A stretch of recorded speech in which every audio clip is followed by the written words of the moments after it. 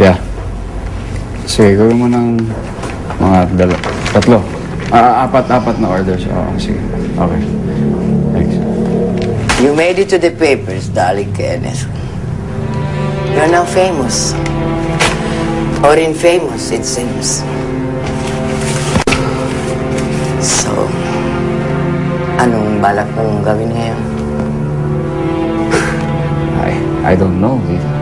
What do you mean you're leaving? At saan ka naman pupunta?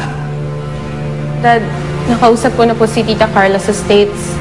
Sabi ko na sa kanila muna ako tutuloy. Pumayag naman po siya eh. Pero Nikki, bakit kailangan mo pang umalis? I just wanna get away from all this mess. Ayoko rin naman po na magkagulo kayo ni Tito Henry.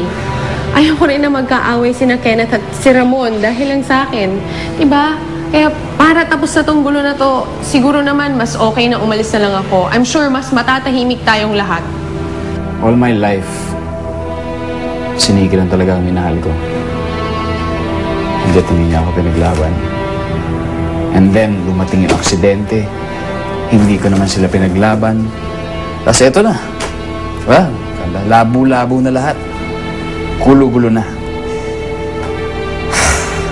Kenneth, sometimes when things get too complicated, the solution lies in the simplest things.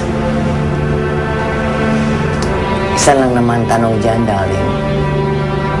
Do you still love her?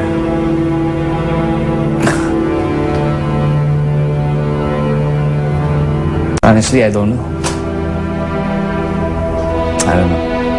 Running away is not gonna solve the problem, Nikki.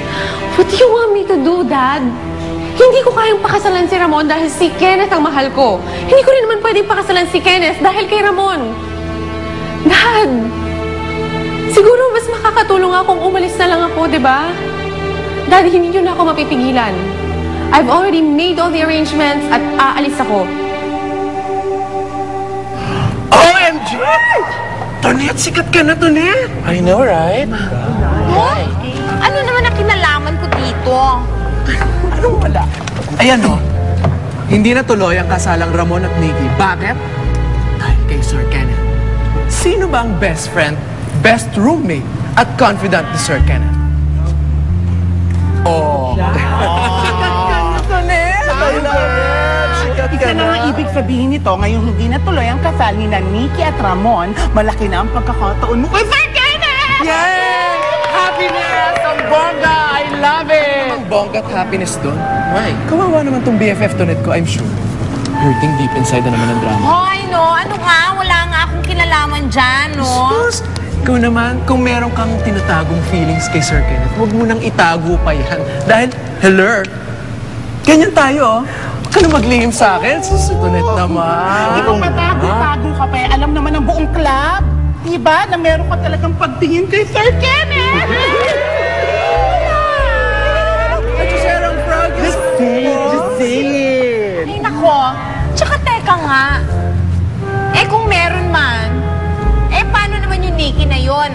Ano naman ang laban ko sa kanya? Tama nga siya. Isa lang akong bakla. Excuse me, Tonet. Huwag mong nilalang-lang ang mga bakla. Dahil kung walang bakla, o ede wala. I'm sure maraming matutuwa. Pero sorry sila dahil may bakla.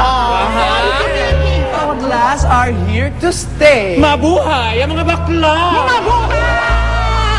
I love it. Ops. Tonet, if you really love him, you've got to tell him. Tell him right now, girl. Naku, maunahan ka nito, Nikki. Tsaka Tonet, you know what? This is it. This is the moment. Okay, this is your chance. The chance to... Yung pagkakataon mo na masabi mo kay Sir Kenneth! Sir Kenneth! Sir Kenneth! Oh. Hi. Hi. Masabi ang alin? Ha?